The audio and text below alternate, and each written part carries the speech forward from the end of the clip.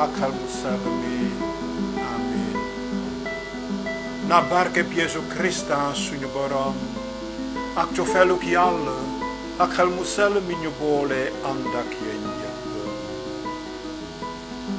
mbokk yi di seetaan Laudemus Dominum ci rajo Dunia Vision Yàlla may nañu ñu tasewaat léegi ci émission bi loolu tax ma di leen nuyu ci turam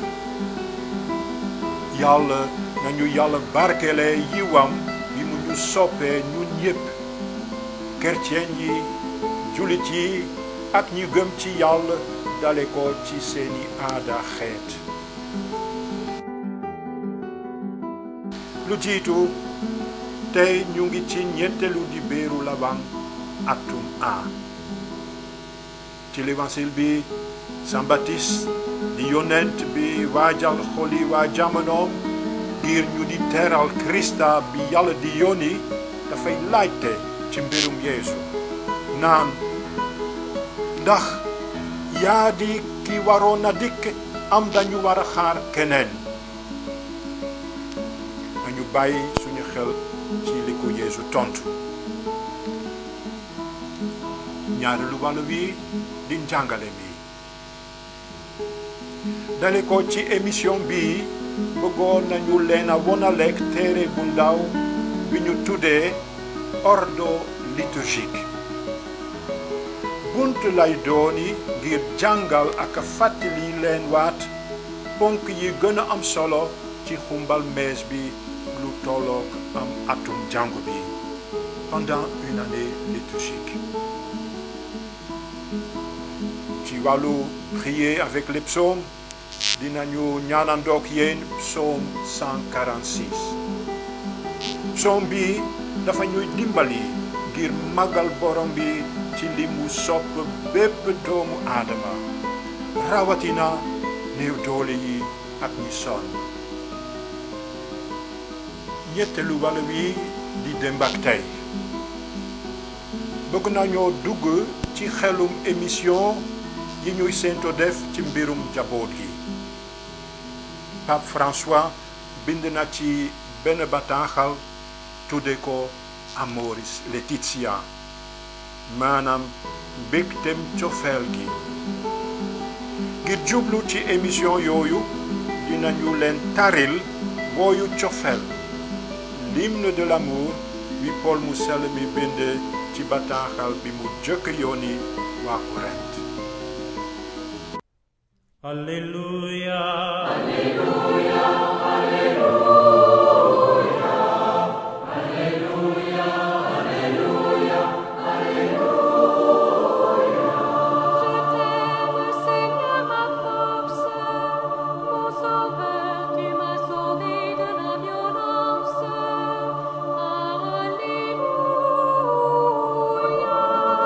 Alléluia newañ si lu Yeesu Krista ba macca mu sell mi bind Saint Baptiste dafa nekk fa ñu ko jéng dégg ñuy nettali la Krista bi doon def mu yónni fa moom ñaar ca ay taalibeem ndax laaj ko yaa di ki waroon a dikk am dañu war a xaar keneen Yeesu tontu leen ne dellu leen nettali sang li ngeen di dégg ak li ngeen di gis silmaxa yaa ngi gis lafañ yi di dox gaana yi di wér tëx yi di dégg néew yi di dekkaliku baadolo yi di jot ci yégle bu neex bi bare na muur ki nga xam ne taxuma koo saalit ba ñooña di waññiku Yeesu di wax mbooloo ma ci mbirum sang naan leen lu ngeen demoon seeti ca màndig ma ab sonq bu ngelaw di yëngal am waay waay lu ngeen demoon seeti nit ku sol yére yu jafe ngëpp am waay waay ñi sol yére yu ni mel ca taaxi buur ya lañuy dëkk kon boog lu ngeen demoon seeti ab yonentam waaw naam maa leen ko wax ku sut yonent sax ndege kooku lañu bindal ca téere ba ne maa ngi yebal suma ndaw ci sa kanam mu jiitu la xàllal la yoon ca dëgg maa leen ko wax ci li jigéen jur amul ku sut sang batis ndaxam ka gën a tuuti ci nguurug aljanaa ko sut baatum borom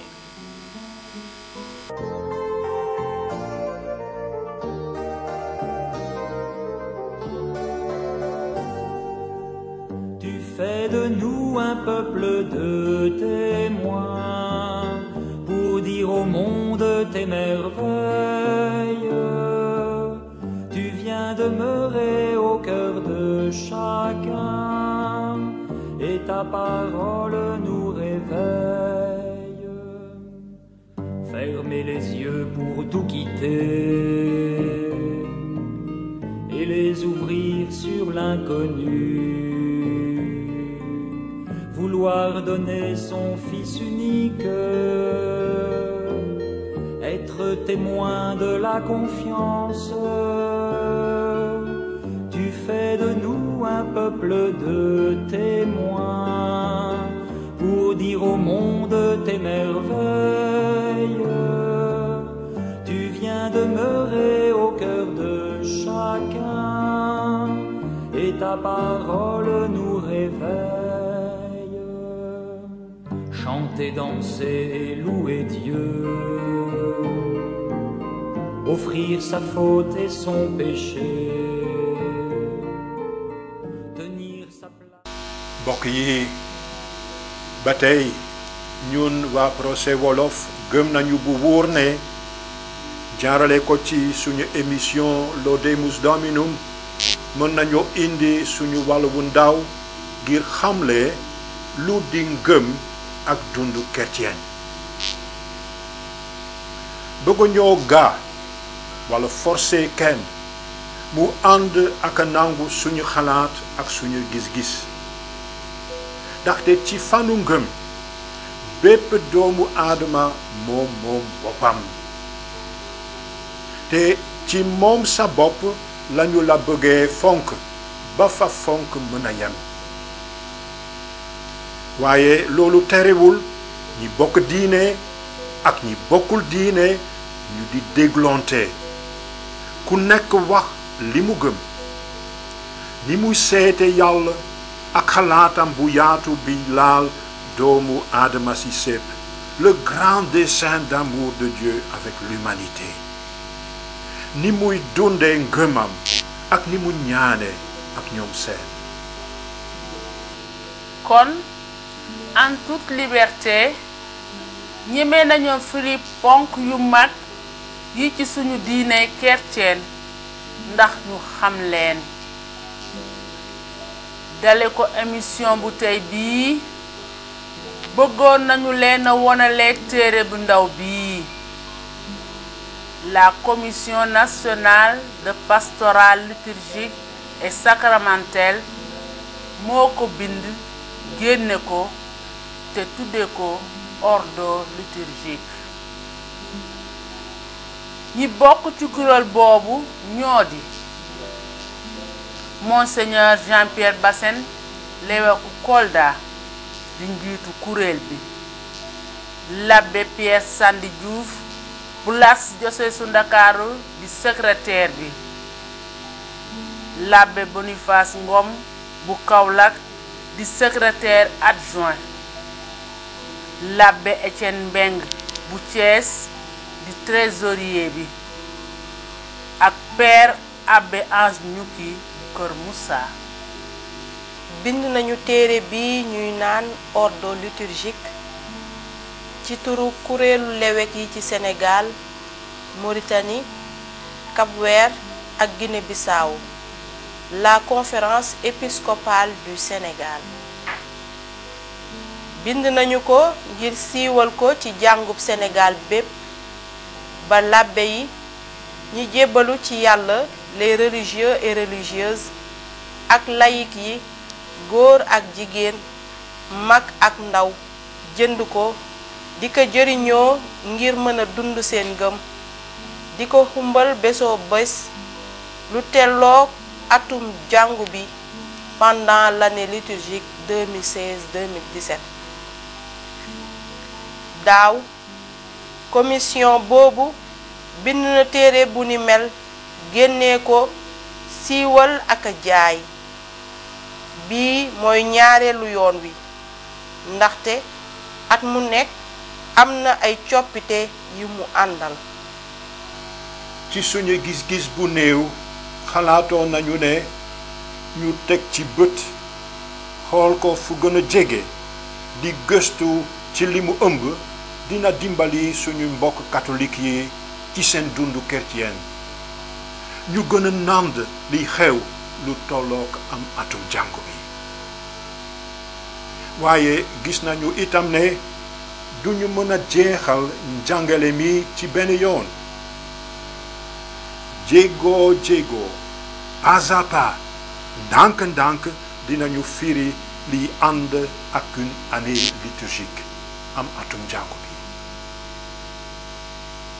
lu jiitu nañu xool tur bi ñu jox téere bii te ñu teg ko ci bopp bi ordo liturgique.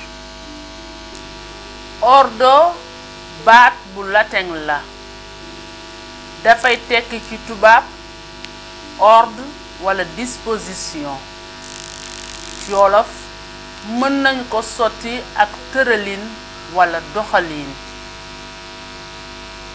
kon ci téereb ordo liturgique dinañu gis naka la jàng bi di tëralee ak a doxalee xumbaluk mees yi ak ñaanuk làbbe yi ak ñi jébbalu ci Yàlla maanaam lu ñu naan la liturgie des heures lu tollook menn at par exemple pendant l'année liturgique 2016-2017. ñaareel bi war nañoo laaj ban bëbët la kuréelu liturgie boobu séntu woon a mottali jaarale ko ci téere bii. Quel objectif était à la source de leur travail? ñoom ci seen bopp firi nañu ko bu leer ci tarjumaan bi dans la présentation de cet ordo ñu ne ci tubaab cette nouvelle édition veut encore garder son objectif qui est de permettre de vivre d'abord une plus grande fidélité à l'action liturgique de l'Église universelle dans le respect des rubriques et normes liturgiques établies. maanaam ci wolof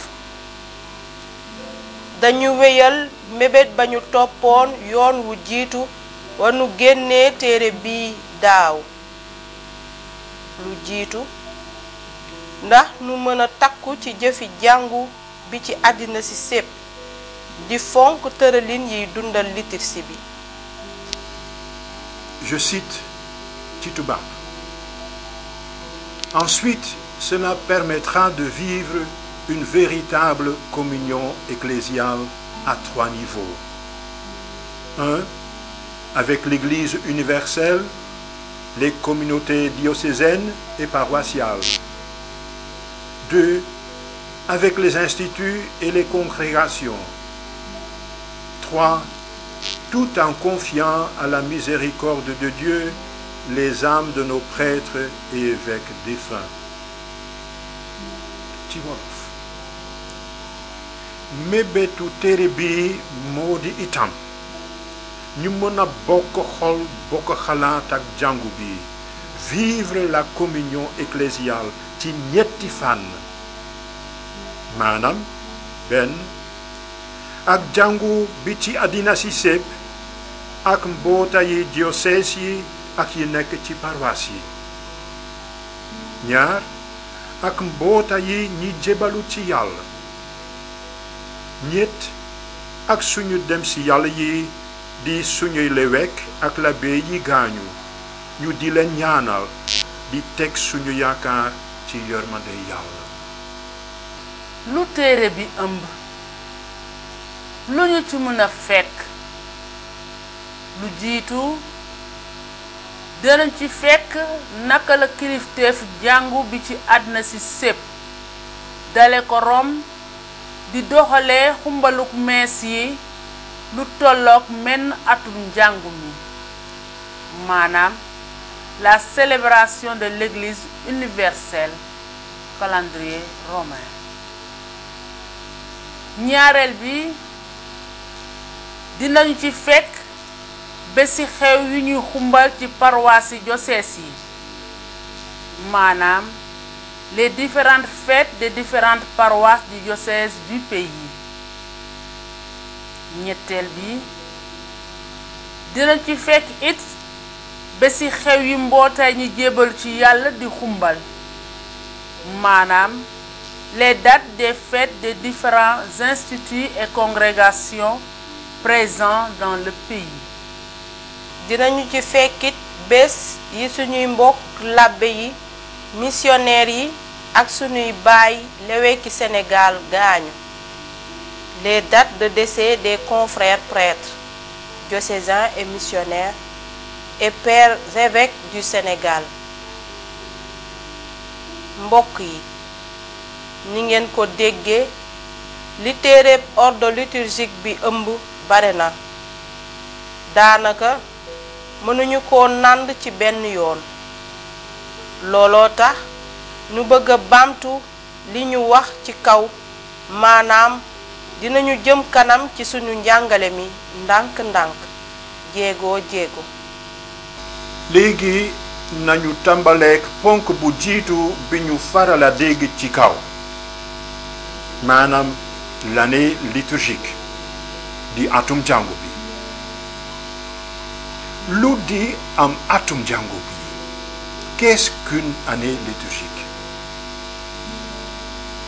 ni ngeen ko xamee mën nañoo ràññaatle yenn xeeti at différents types d'années maanaam am na at mu civil l'année civile dale ko bés bu jiitu bi ci weeru sawier ba fanweereelu fan ak benn ca weeru décembre.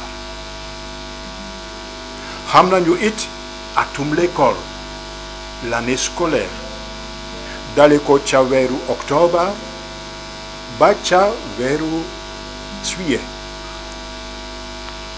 ci wàllu koom-koom ràññee nañu l'année budgétaire. jàngu bi am na atam maanaam l'année liturgique. atum jàngu bi ni yeneen xeeti at yi am na ndorteem son commencement ak mujjam sa fin. tàmbalewul ci bés bu jiitu bi ci weeru sawier niki at mu civil waaye ci dimaasu lawang bu jiitu bi ci mujjug weeru novembre lay tàmbali.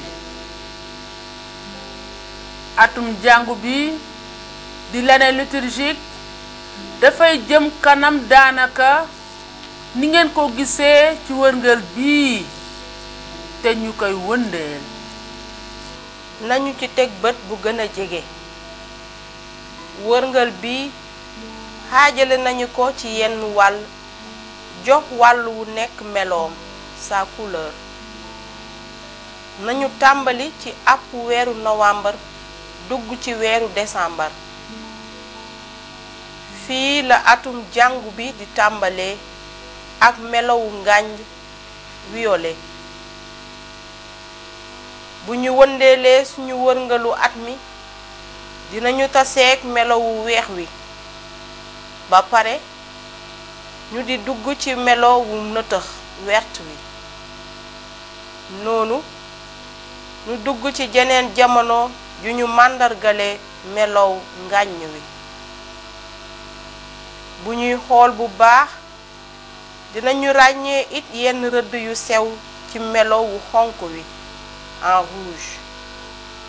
ñeenti melo yooyu lañuy gis ci wàlli atum jàngu bi: ngànj wala violet, weex, nëtëx wala vert ak xonq. mbokk yi, melo yooyu am nañu maana ju xóot. maana jooju dinañu ko firee yoon yi di ñëw ci jàmm.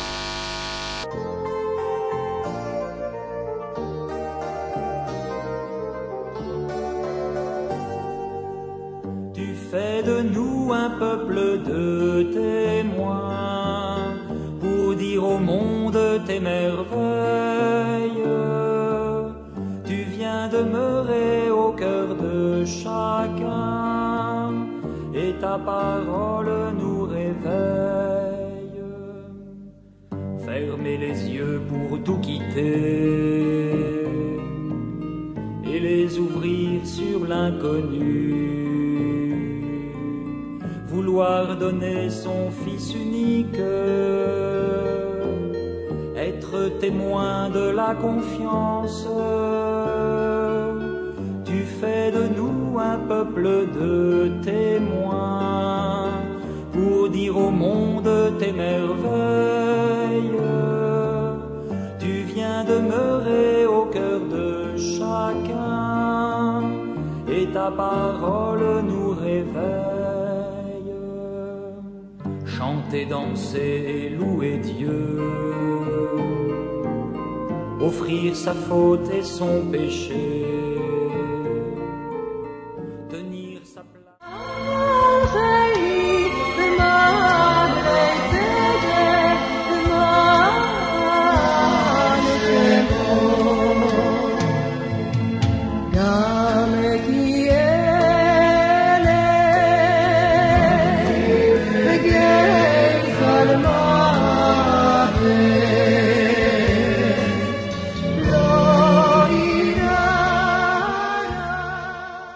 Alléluia. Woyal ay sama fit santal borom bi. Dama bëgg naaw borom bi fekk maa ngi dund. Woyalal borom bi sumay cant fekk maa ngi noyyi. Bu leen teg seen yaakaar ci kattani doomu nit yu mënul muusle. Seen ruu dafay jeex ñu dellu ci suuf si te bés booba seeni nësër daanu. bare na muur ci wéeru ci yàllay Yakob, ci teg yaakaaram ci borom bi yàllaam, moom mi sàkk asamaan si ak suuf si, géej gi ak lépp lu mu am. borom bee sàmb kóllëreem ba faw, mooy fay àqu ñañu toroxal, di may dund ña xiif te di tekki ñañu déng. borom bee ubbi gëti silmaxa yi, borom bi mooy siggiloo ñay yogoorlu, borom beey xaritu ñu jub ña, borom beey séentu doxandeem bi. dina dimbali jetuur ak baayo, waaye ñu soxor ña dina leen tere yoon wi. borom bi mooy nguuru ba abada, mooy sa yàlla Sion jamono jamono. Alléluia. Chante, ô mon âme, la louange du Seigneur. Je veux louer le Seigneur tant que je vis. Chanter mes hymnes pour mon Dieu tant que je dure. Ne comptez pas sur les puissants, des fils d'hommes qui ne peuvent sauver. Leur souffle s'en va, ils retournent à la terre, et ce jour-là périssent leurs projets. Heureux qui s'appuie sur le Dieu de Jacob, qui met son espoir dans le Seigneur son Dieu, lui qui a fait le ciel et la terre et la mer et tout ce qu'il renferme. Il garde à jamais sa fidélité. Il fait justice aux opprimés. Aux affamés, il donne le pain. Le Seigneur délie les enchaînés. Le Seigneur ouvre les yeux des aveugles. Le Seigneur redresse les accablés. Le Seigneur aime les justes. Le Seigneur protège l'étranger. Il soutient la veuve et l'orphelin. Il égare les pas du méchant. D'âge en âge, le Seigneur régnera, ton Dieu ô Sion pour toujours. Alléluia. Woyal ay sama fit santal borom bi. Dama bëgg naaw borom bi fekk maa ngi dund. Woyalal borom bi sumay cant fekk maa ngi nooyi. Bu leen teg seen yaakaar ci kattani doomu nit yu mënul musle. Seen ruu dafay jeex ñu dellu ci suuf si. Te bés booba seeni nësër daanu. Bare na muur ci wéeru ci yàllay Yakob. Ci teg yaakaaram ci borom bi yàllaam. Moom mi sàkk asamaan si ak suuf si. Géej gi ak lépp lu mu am. Borom bee sàmb kóllëreem ba faw. Mooy fay ak ku ñañu toroxal. Di may dund ña xiif. Te di tekki ñañu jéng. Borom bee ubbi gëti silmaxa yi. Borom bi mooy siggiloo ñay yogorlu. Borom bey xaritu ñu jub ña. Borom bey sentu doxandem bi. Dina dimbali jetuur ak baayo. Waaye ñu soxor ña dina leen tere yoon wi. Borom bi mooy nguuru ba abada. Mooy sa yàlla Sion jamono jamono.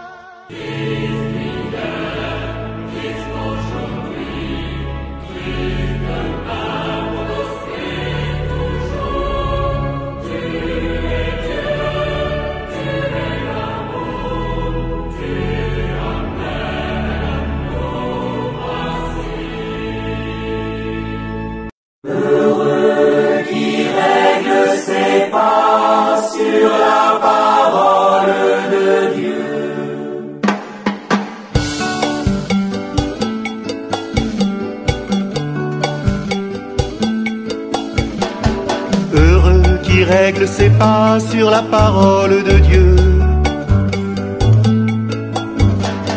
Heureux qui règle ses pas sur la parole de Dieu.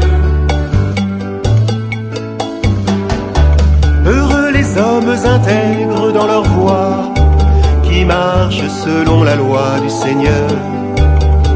Heureux ceux qui gardent ses exigences, ils le cherchent de tout cœur.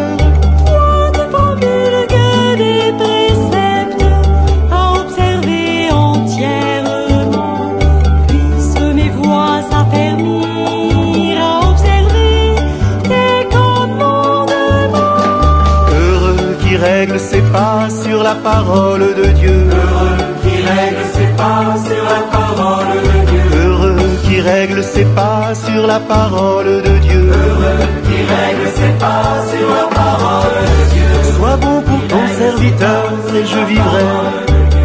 j'observerai ta parole. Ouvre mes yeux, que je contemple les merveilles de ta loi. Enseigne-moi, Seigneur, le chemin de tes ordres. À les garder, j'aurai ma récompense. Montre-moi comment garder ta loi, que je l'observe de tout cœur. Heureux qui règle ses pas sur la parole de Dieu. Heureux qui règle ses pas sur la parole de Dieu. Heureux qui règle ses pas sur la parole de Dieu. Heureux qui règle ses pas sur la parole de Dieu. mbokk yi ci waxtu wi sax njaboot yu bare dem nañu pèlerinage Popenguine nuñ ko baaxoo def at mu nekk ñu koy doxal ñoo di les équipes Notre-Dame ak la commission de la pastorale des familles. Ren tànn nañu ngir seen pèlerinage kaddu gi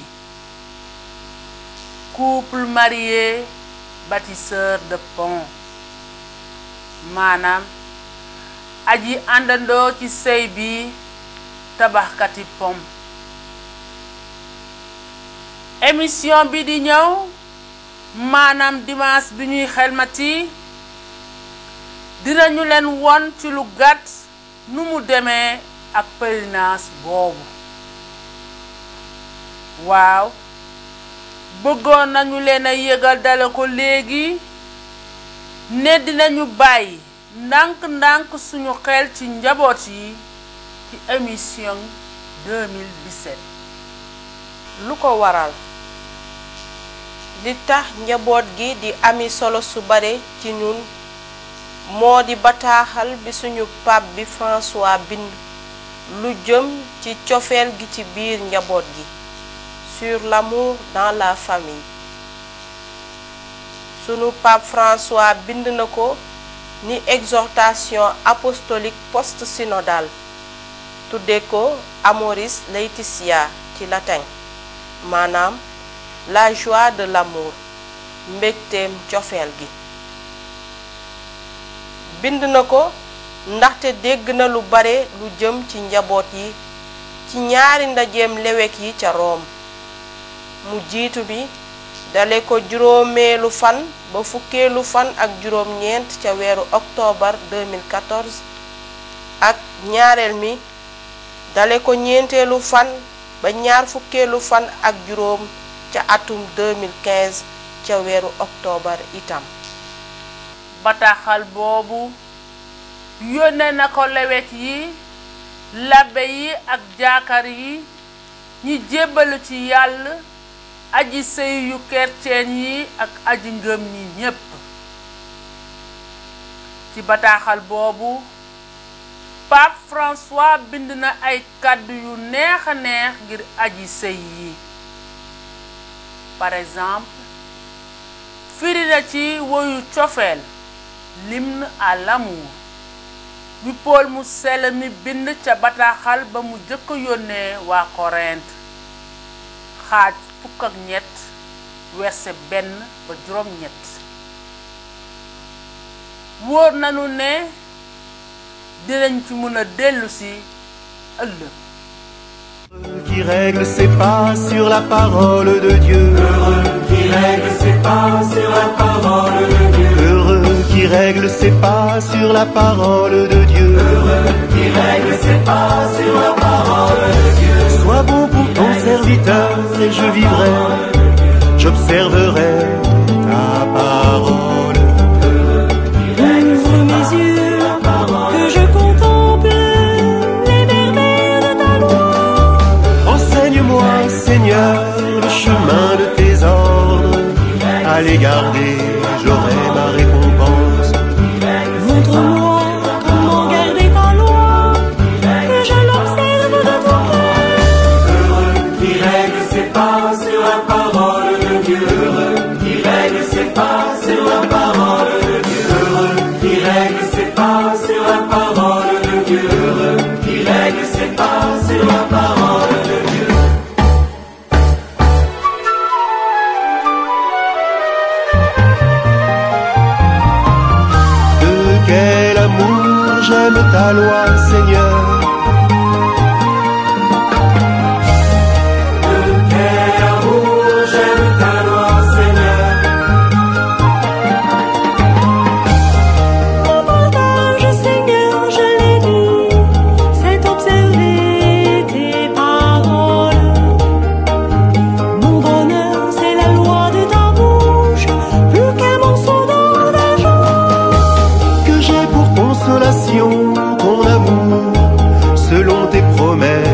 ton serviteur. Que vienne à moi ta tendresse, et je vivrai, ta loi fait mon plaisir. De quel amour j'aime ta loi, Seigneur. De quel amour j'aime ta loi, Seigneur. De quel amour j'aime ta loi, Seigneur. De quel amour j'aime ta loi, Seigneur. Oh Seigneur, j'aime tes volontés, plus que l'or le plus précieux. Je me règle sur chacun de tes préceptes. Je hais tout chemin de mensonge. Quelle merveille, tes exigences, aussi mon âme les garde. Déchiffrer ta parole illumine, et les simples comprennent. De quel amour j'aime ta loi, Seigneur. De quel amour j'aime ta loi, Seigneur. De quel amour j'aime ta loi, Seigneur. De quel amour j'aime ta loi, Seigneur. De quel amour j'aime ta loi, Seigneur. De quel amour j'aime ta loi, Seigneur.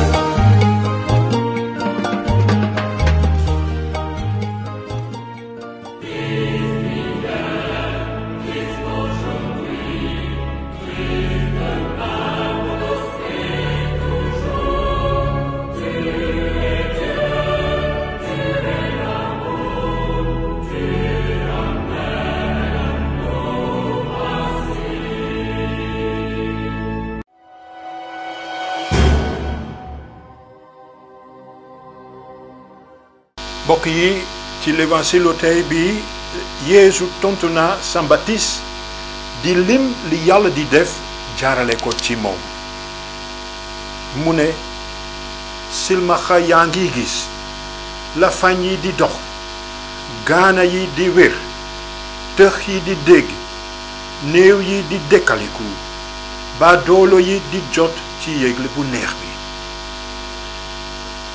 ci psoom bi dégg nañu kàddu yu ni mel naan borom bey ubbi gëti silmaxa yi borom bi mooy sigiloo ña yogorlu borom bey xaritu ñu jub na borom bey saytu doxandeem te dina dimbali jettu ak baayoo mbokk yi nañu wàkkirlu ci moom ci jàmm